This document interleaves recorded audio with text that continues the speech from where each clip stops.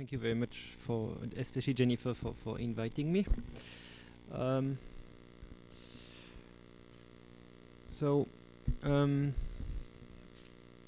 going to talk to you about this. This is my thesis. I defended it in February. So there was 5 articles dedicated to APS1 and 1 on APS2.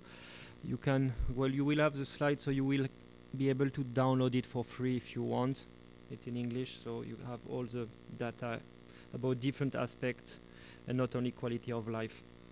But today we're just going to talk about wait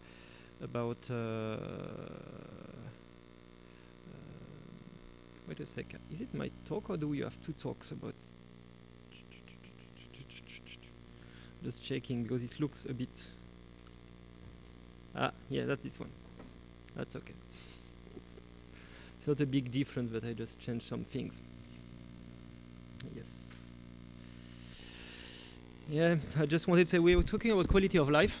So I'm not showing you a picture of where I work, but where I would like to be in summer and winter time. So because that's quality of life. So yeah, you can download it. Just to, because I heard some talks about where do I get this disease, who is my ancestor, and also how it works in Finland, because you know we have this concept in Finland called the Finnish disease heritage, which is basically a group of diseases. There are approximately 40 rare diseases that are considered to be overrepresented in people with Finnish ancestry, but these diseases of course have worldwide distribution. And the explanation is the founder effects, genetic isolation. As you know, Finnish people are isolated up north, and there is remote consanguinities and the internal population migration. And what's very important is that actually in Finland, if you want to look for how you get a disease, a genetic disease, you don't have to look where your parents are from, but where your grandparents and the parents of your grandparents are from. That's how you see where they really lived. And then you realize that, we realize that for the Finnish population that you can find common ancestor within 8 to 10 generations. So I don't know if it's the same explanation for the United States, but that's where you have to look for if you want to see in your past history if you had some common people who are from the same origin. So in Finland, the disease was discovered in 1963, and this is all the list. Every year we had usually a new disease that is specifically let's say common in our population. In Finland, we had at maximum 91 patients with APS. Nowadays, the reality is more like 50 right now, which are alive because of the migration and because Finnish people are moving abroad, because who wants to live in Finland anyway? So, and approximately in 2002, that's the old number. It may have changed. Of course, there are approximately 300 patients who had APS1 or APS syndrome in the world. And the explanation as a migration in Finland. So this in the dots, you have where were living the grandparents of the patients. So you see there is in the south there is the early settlement of the Finns, but then historically in the year 15,000, the king of Sweden asked this population in this circle in Savo to move, and that's how the gene has spread it all over the city. And of course there is no one in Lapland, so that's why it explains that you don't find that much people there. But this is an explanation in Finland, so it would be interesting to see how it worked I think in the States, because of course your history is totally different, so it would be very, at least interesting to understand what happened for this disease. So we show lots of about Finland. So you see it's 1 out of 25,000. That's old data. Most likely it's more rare nowadays because we have 16,000 births every year, but we don't get 2 or 3 new cases every year. So obviously we are having less patients nowadays. So now let's talk about the quality of life. If we take some disease alone, we know that almost every disease has its own burden. For only Addison's disease, we know that patients are more tired, they have less stress tolerance, they have less ability to work, and their whole general health is less good. And we know also that patients who have Addison and diabetes only, their quality of life is even worse. But you take every diseases have been shown to have an impact. So thyroid disease, diabetes, vitiligo itself has a lot of impact, as you can imagine. APS2, there have been publications that have showed also that they have also an impaired quality of life, and we have publications that shows clearly that people with oral mucosal diseases, and included candidiasis, have also by themselves an impact on the quality of life. But APS is very specific, and that was my first publication. And when my chief said, "What do you want to do on APS?" when she explained me the disease, I said, "Well, I have to check the quality of life." That's the first thing that came into my mind, because you know that you have all this life-threatening situation for you. We still had in Finland patients who died nowadays of adrenal crisis, which is not acceptable. Hypocalcemia, the asplenia, the hepatitis and bronchiolitis are potentially lethal. As Michael, and I'm totally agreeing with him, immunosuppressive therapies by themselves give side effects. So they are not that, as we would like, perfect. And of course, but hopefully very rarely, there is a risk of oral cancer, esophageal cancer, which are related always to candidiasis. And just reminding you that Birmer's disease, so the deficiency of B12, can lead to gastric cancer. So they need patient need a checkup every 3 years approximately. But then, of course, the patient has to eat every day, multiple lifetime oral, and we discussed also about the problem of the pump supplementation. You have the candidiasis on the mouse, but of course, the sexual life is also impaired.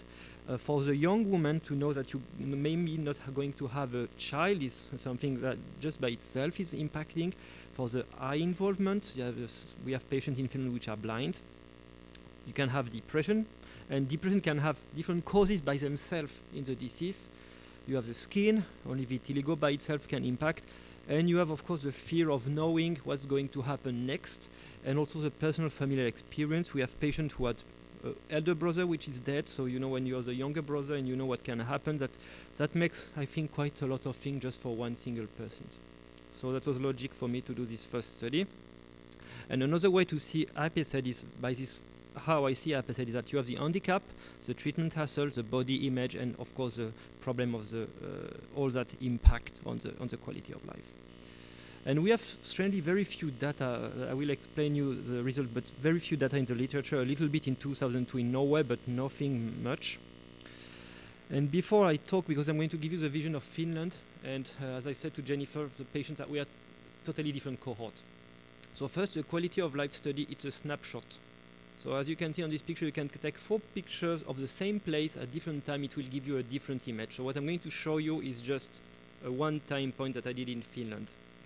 The other thing, we do a group study. So among APS1, I took the Finnish ones. But among the Finnish group, everyone is individual is different. So what you want to express in the quality of life study may not pop out because it's the whole group that I give. Okay, so that's just 2 things before explaining the result. So I recruited 27 patients, all adult, because I don't have questionnaire of quality of life for kids. They all had APS1. They were all unrelated, and all members of the APS Association in Finland. And I give them 3 different quality of life questionnaires. I will explain you later. One about the general quality of life, a second about depression, and a third, as a dermatologist, I wanted to know how the skin diseases were impacting the life. The round 36 is the most common quality of life. You can find it for free on internet and check it. It has 36 questions, which leads to 8 health concepts, which is basically the physical functioning, how your the disease impact physically on your daily life, how your anxiety or depression impact it, how you function socially with friends or families, pain and well-being, energy, and lastly, how you perceive yourself about your health.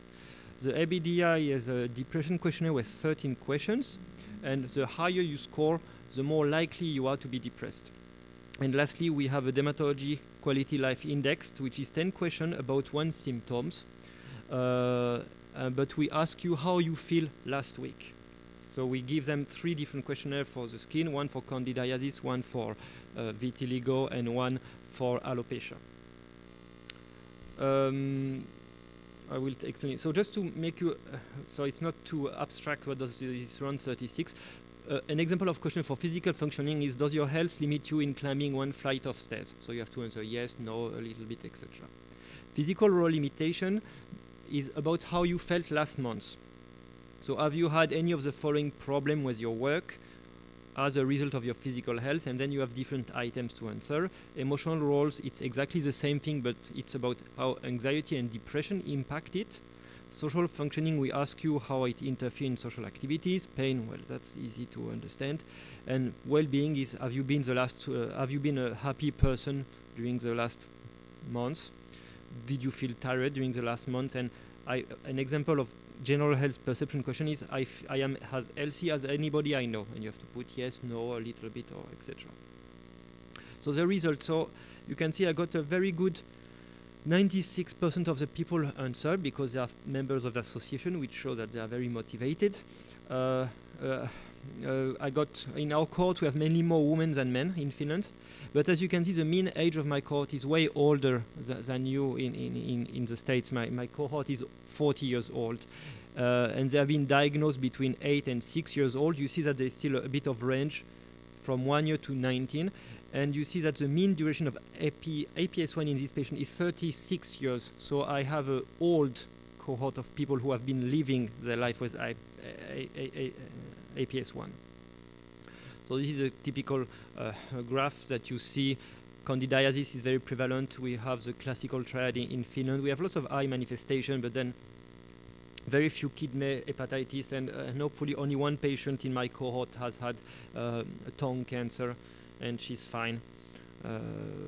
And she still receives immunosuppressive treatment because she has a kidney graft, so, but she's very fine. So just to show you how our population looks like, 64% have the classical triad, and only one patient had only, among the triad, only the candidiasis. And if you count every component of the disease, you see that 42% have 6 or more components of the disease, and 58 have 5 or less, and just less than a third has 3 components. So how does now the around 36? So the best score you can achieve is 100, and 0 means that you are basically dead.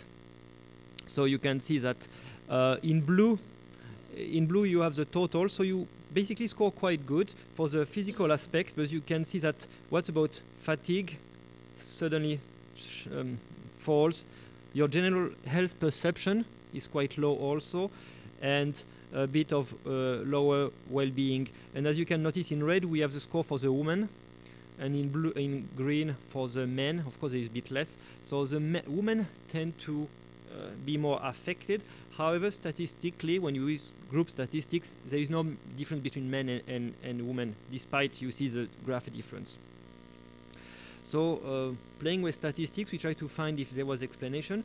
So strangely, in my group, there is no difference. Even if patients who have a lot of components, it didn't seem that it was impacting the quality of life. What was important was the duration of the disease and the age.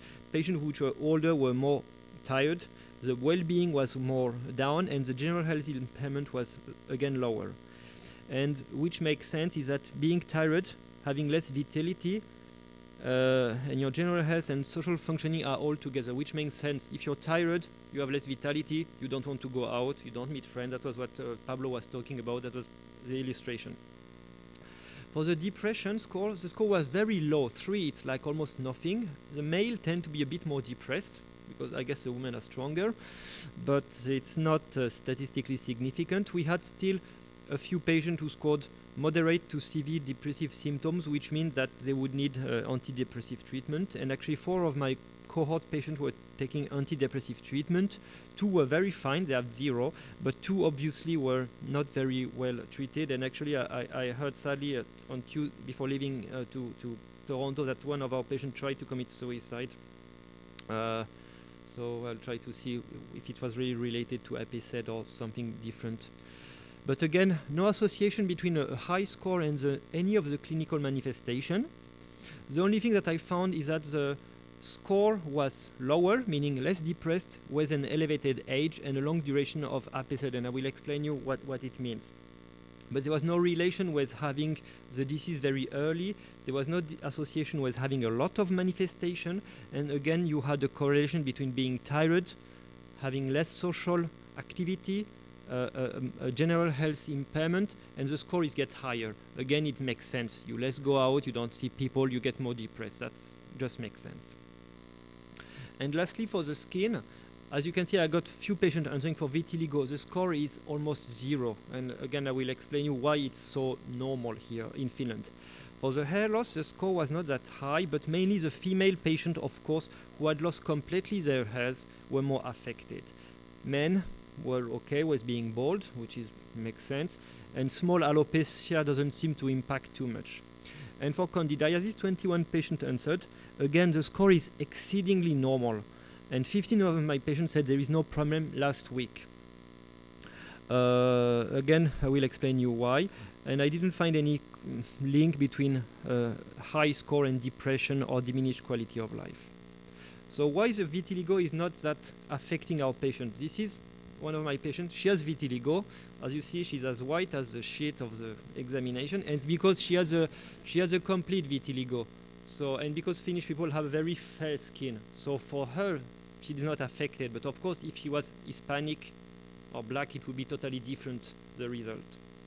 For the candidiasis, it's because the patient I see are adult, and this is a typical candidiasis for me, just a little bit here, nothing else. So you're not surprised that this patient at least is not affected right now by the disease, at least by the candidiasis. So it was the first try to assess health quality life impairment in patients. So it's clearly, there is clearly an impairment of general health, emotional well-being, and vitality. The result was the same when I just look at the result in Norway. There is some question whether the adrenal hormone deficiency can impact. I cannot answer that question. For the depression, men have a higher score, but I think that the most important is that the kids. I think it's the kids and the young which are the most affected, and it makes sense again when you think about Pablo's witness yesterday, because they are the ones who are more active. When you have lived for 30 years with the disease, at the end you cope with it. So it's not surprising that I got surprisingly good result. Of course, every questionnaire has its limit. The DLQI, we ask you, how did you felt last week? So it's not how did you felt 30 years ago. There is no question about that. No one can tell you how you felt, so you can put it in the answers. Vitiligo, I explained you. Alopecia areata is not surprising that, of course, the alopecia is a problem with women. And the candidiasis, the explanation is because of the questionnaire. If the patient was okay when they filled the answers, they will feel good. Besides, they are used to take the medication themselves, and also by experience in Finland, the candidiasis tends to improve with age.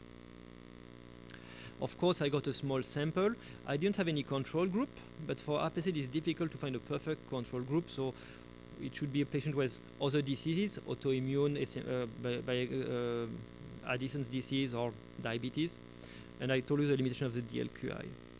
But I'm going to do something that is not supposed to be done. I'm just going to compare you the result of the Finnish general population, but it's different study, so normally it's not allowed to do that. But you can see that finally you're not scoring that bad, at least in Finland. You see the Finnish in red and my APS1 patient in Finland, so it's not that bad.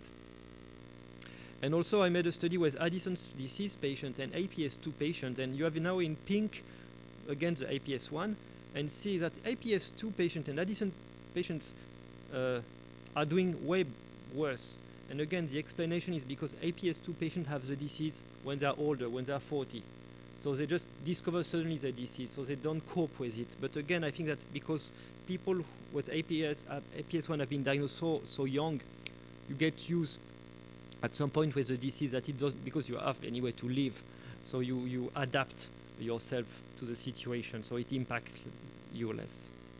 So it's a complex disease which pose problems. There is still some problem with the suicide and neglect, especially in the young.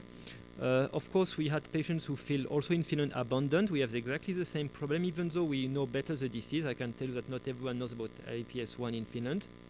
The problem of one symptom, like, well, we have the example of what Mikael told about the diarrhea, multiple cause. We need to train the physician. If possible, in the country, have some kind of centralized follow-up, like the NHS is doing. Just to tell you that, of course, the most important are the young. So I think I encourage you to do the same study in the States, because you may not give the same result as mine. But some positive aspect in Finland is that the situation has improved. We have a very active APS group patient. And you always have these coping strategies for some patients. So I think I'm on time. I'd like to thank Anna-Marie Ranki, my chief, and Kai Kroon, who couldn't come. I got one medical student now working with me, Emi Naskali, who we are working now on some serotonin and dopamine research in APS. We have technicians. I would like to thank Jaco Perhentupa, which is the one who has been doing 30 years, 40 years of work on APS, and now he retired, and I have the chance to meet him, and he gave me all his data from Finland. And we are working also with England, with colleagues in Helsinki, in Czech Republic, and in Germany. And of course, I have to thank the APS in Finland group that you should meet. They are very quiet people. You know, the Finns are very quiet, so they would benefit to have some Canadians coming to cheer them up. And just remind you, for people who feels different, that only the dead fishes follow the stream. Thank you.